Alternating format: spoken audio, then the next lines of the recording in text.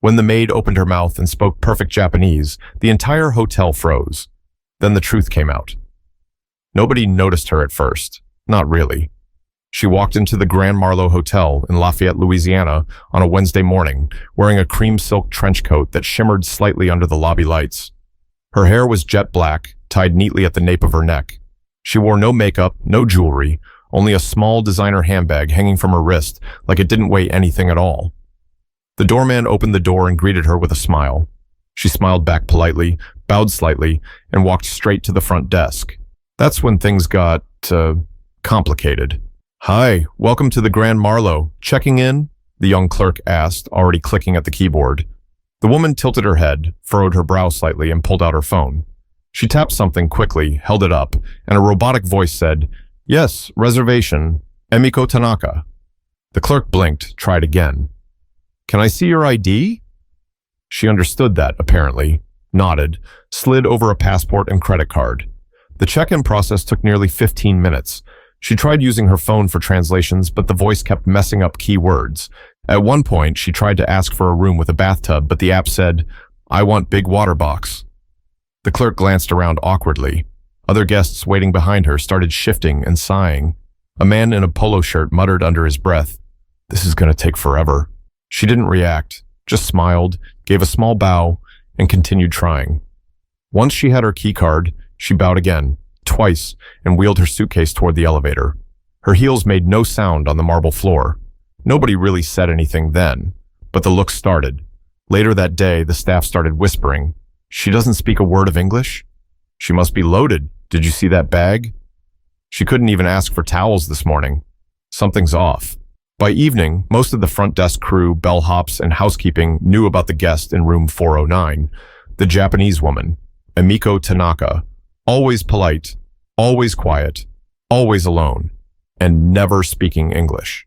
By Friday, the hotel manager, Mr. Preston, was getting irritated. "I can't run a place like this if my staff can't even communicate with our guests. I don't care how much she paid, someone needs to get through to her," he said during a meeting in the back office. Nobody volunteered. There was no translator on staff, and no one, not a single person, knew she was worth over $15 million. Not that it should have mattered. But Emiko's silence started bothering people more than anything she'd said.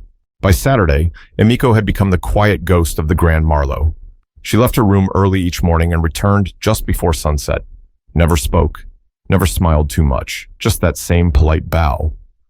People assumed she was sightseeing or maybe shopping, but nobody ever saw her carrying bags. She always walked back empty-handed, her pace steady, her eyes lowered, like she was searching for something on the sidewalk. In the dining room, she'd sit alone by the window, eating slowly, carefully, almost like she didn't want to be seen. The waiters kept a distance, not out of respect, but discomfort. She'd point at items on the menu and nod.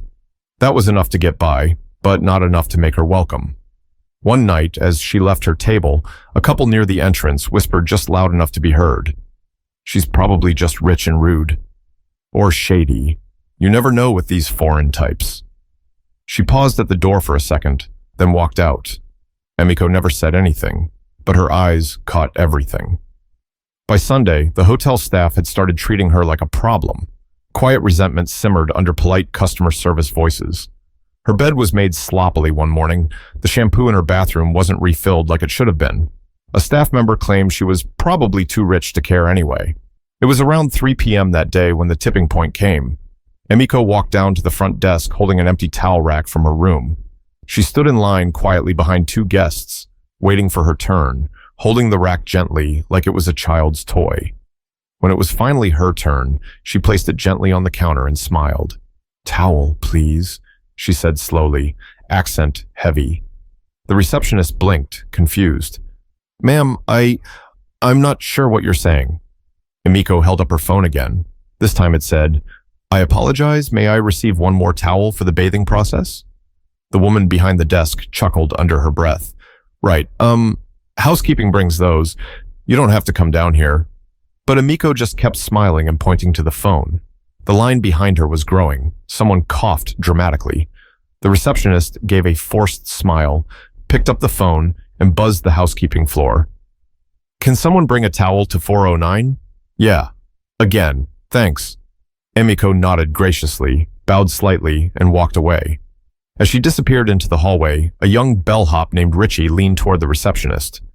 Why doesn't she just speak English like everyone else? That line stuck in the air like the smell of burned toast. None of them knew she'd heard it, but someone else had. Celeste Monroe had been cleaning rooms on the 4th floor for 2 years, kept her head down, got her work done, never caused problems. She was the type people didn't think twice about. Not in a rude way, just the way you don't notice the elevator music after a while. Celeste had just finished restocking the carts when she heard voices by the vending machines near room 409. A couple of maintenance guys were talking, loud. I swear, man, she's got all this money, and she can't even ask for a towel the right way. What's she even doing here? I heard she's some kind of heiress. But why Lafayette? Weird, right? Maybe she's running from something. They laughed. The soda machine made a loud thunk, and one of them walked away sipping a Sprite. Celeste didn't say anything. She just looked at the closed door of room 409. She knocked gently. Emiko opened the door slowly, just a few inches. She looked surprised at first, but then relaxed when she saw the cleaning uniform. Celeste smiled. Towel? Emiko nodded eagerly, stepping aside. Celeste stepped in. She moved quietly, efficiently, refolded the linens, restocked the bathroom. As she turned to leave, Emiko looked down at the ground and said, very softly, in heavily accented English, "Thank you." Celeste turned around, paused, and then, without thinking, said in near-perfect Japanese, "Don't worry about it. I've got you." Emiko froze, then her eyes widened. "You speak Japanese?" she said slowly in her native tongue. Celeste smiled. "Yes, fluently. I lived in Okinawa from the time I was 8 until I was 16. My dad was stationed there." Emiko covered her mouth with both hands. She looked like she might cry or laugh or both. "You are the first person," Emiko said, "to understand me here." They sat down, right there on the edge of the freshly made bed. The conversation was hesitant at first, then flowed like a dam breaking. Celeste learned that Emiko had come to Lafayette not for business, but for something personal, something delicate. Emiko's younger brother had died in the US 10 months earlier. He'd been living here under a different name, trying to distance himself from their powerful family. He had died alone, unclaimed. Emiko only found out by accident, through a piece of mail forwarded to their family's Tokyo home. No one else in her family cared, but she did. "I had to come," Emiko said, "to see where he lived, to understand him. But I am not brave. English is hard, and no one helped me. I thought maybe I was invisible here." Celeste reached out, touched her hand gently.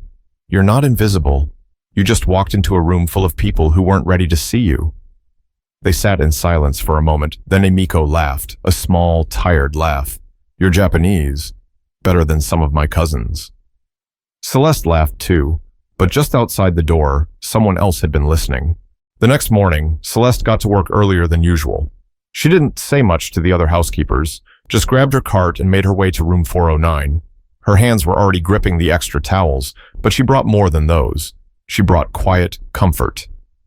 Emiko opened the door before she could knock. "Good morning," she said carefully, in English. Celeste smiled.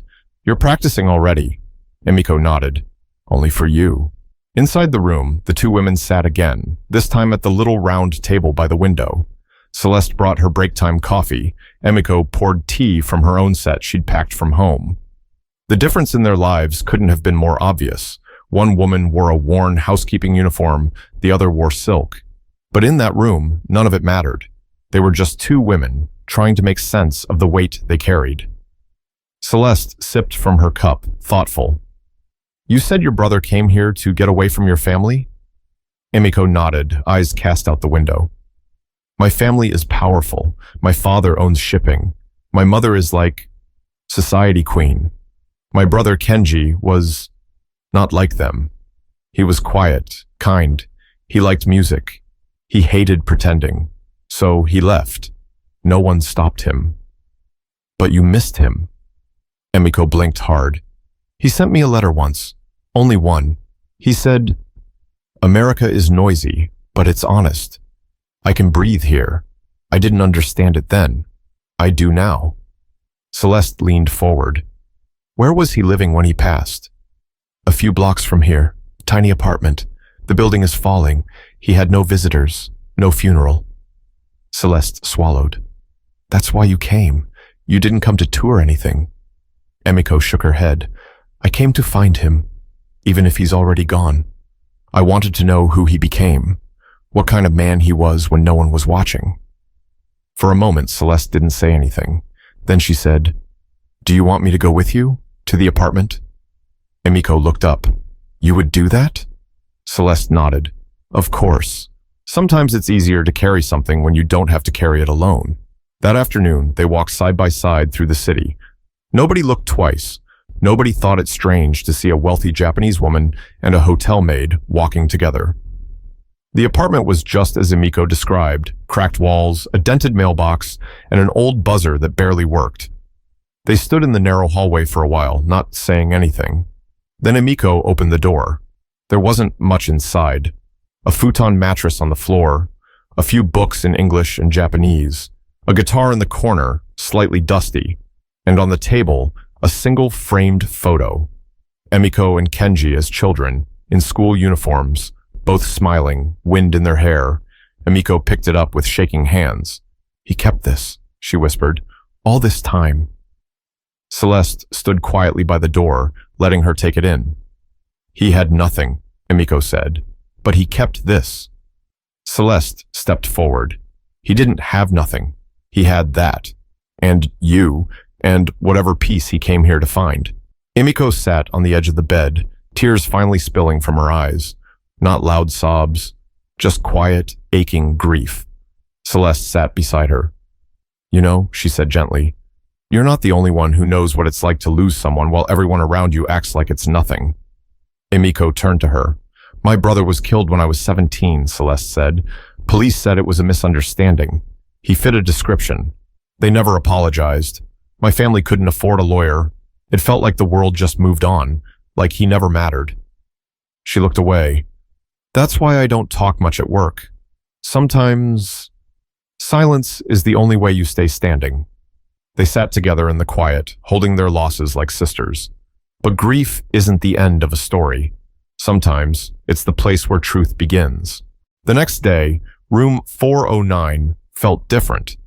Not cleaner, not brighter, just warmer. Something had shifted. Word had already spread that Celeste and the Japanese woman had spent hours talking. By the time Celeste walked past the lobby that morning, 2 front desk clerks were whispering near the computer. I didn't even know Celeste could speak Japanese. Since when? Guess you never bothered to ask. Upstairs, Emiko was already waiting at her door, hands clasped, a small smile on her face. Celeste gave a playful nod. Ready? They sat down again, but this time it wasn't tea and silence. Emiko had a small notepad in her hand. She was writing in both English and Japanese. Is this a speech? Celeste asked. Emiko looked up, sheepish. More like a message. A message for who? Emiko hesitated. Everyone, but mostly for myself. Celeste leaned forward. Want me to help? That afternoon, Emiko asked to speak with the hotel staff. Not everyone, just the ones who'd had to deal with her directly. The manager, the clerks, a couple housekeepers. Celeste arranged it. They met in the conference room on the second floor. Plastic chairs, a stale pot of coffee in the corner. Nothing fancy. Everyone was polite, but stiff. Emiko stood at the front of the room, Celeste beside her. I know. I have been a problem, Emiko said slowly in English. Her accent was strong, but her eyes were steady. The manager shifted in his seat. That's not... Celeste held up a hand gently. Let her talk. Emiko continued. I did not come here to be difficult. I came here because my brother died. Alone. Here. In this city. She paused, letting the weight of that land. I do not speak English well. I tried, but it is hard to speak when you are also carrying pain. My phone cannot translate pain. The room went quiet. Celeste translated Emiko's words into smoother English when needed, but most of the time she didn't have to.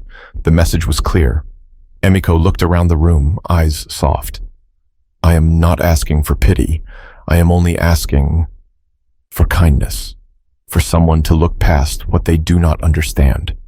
She turned to Celeste, who nodded back at her. The manager finally spoke. Ms. Tanaka, we didn't know. I didn't know. If I had, you would have treated me different, she said calmly. But that is the problem, yes? He lowered his eyes. One of the housekeepers, an older woman named Rena, leaned forward. We were wrong. I judged you without even trying to know you. I'm sorry. Others nodded. Celeste glanced at Emiko, then stepped forward herself. This woman flew across the world to mourn someone who didn't even get a proper goodbye. She walked into a hotel, hoping to feel safe enough to grieve. Instead, we made her feel small, like she didn't belong here. She let that hang. I know what that feels like. A lot of us do.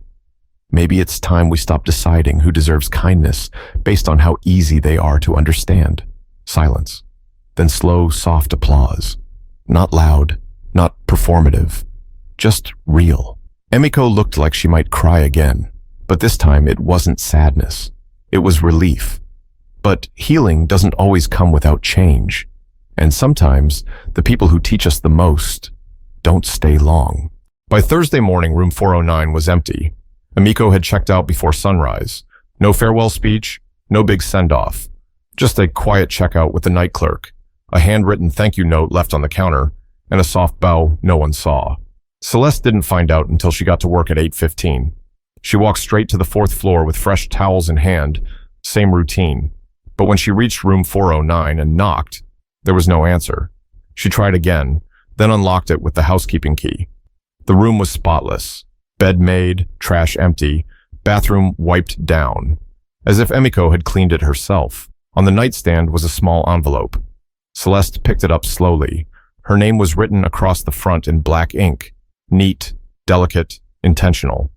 She sat on the edge of the bed and opened it. Inside was a note, written half in Japanese, half in English. No translation app this time, just real words, in her own handwriting. Celeste-san, you were the first person to see me, not what I wore, not what I struggled to say. You saw me. Because of you, I remembered that I am more than silence. Please accept this gift, not for money, but for meaning. I hope you never forget your voice is powerful. With respect and thanks, Emiko. Folded inside the note was a cashier's check. Celeste stared at the number, breath caught in her throat. $30,000. She sat there frozen, not from the money, but what it represented. Celeste could still hear Emiko's voice in her mind, could still feel the small weight of her grief.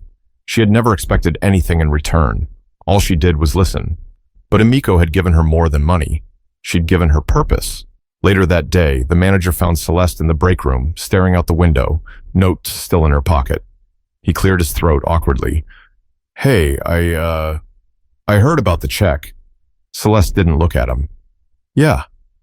I also heard what you did for her, for real. He paused.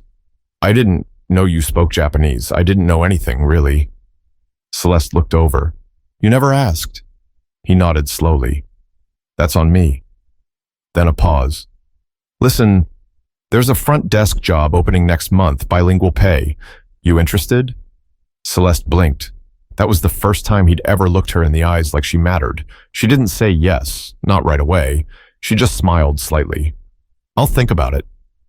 But Emiko wasn't the only one who checked out changed. 3 weeks passed. Room 409 had been cleaned and flipped half a dozen times since Emiko left. Guests came and went. The front desk stayed busy. The staff kept working like always. But something felt different. People paused more. The front desk started keeping a stack of printed local maps in multiple languages. Celeste noticed housekeeping was more patient when guests struggled with English. Even the kitchen staff tried learning a few basic greetings in Japanese, Spanish, and French. And Celeste? She took the front desk position, didn't even hesitate when the offer came again, showed up in her best blouse and her mother's old watch, silent proof of who she was and where she came from. She still cleaned rooms once a week by choice, said it helped her stay grounded. One day, a couple from Tokyo walked in, confused and looking tired. The husband had a thick folder of papers. The wife kept nervously checking her phone. Before the clerk beside her could say anything, Celeste stood and smiled gently. Then, in smooth, comfortable Japanese, she said, "Welcome. Don't worry, I'll help you." The man's face broke into visible relief. His wife looked like she might cry. The other clerk just stared. Later that night, he said, "I didn't even know you could speak that well." Celeste smiled. "That's because most people never ask about what they don't expect you to know." People didn't see everything. They didn't see the quiet brilliance behind a Maid uniform. They didn't see the pain behind Emiko's silence. They didn't see the connections waiting to be made because they didn't bother to look beyond surface-level assumptions. But sometimes, all it takes is one moment of kindness, one person willing to speak your language, to remind you that you matter, to remind you that you're not invisible. If you've ever felt ignored, overlooked, or misjudged, remember, you're not alone. Sometimes your voice might be the only one someone else can hear. Use it. Use it with love. Use it with courage. Use it when no one else will. If this story moved you, share it with someone who needs reminding that their voice matters. And the next time you meet someone who struggles to be heard, slow down and listen. You never know what story they're carrying.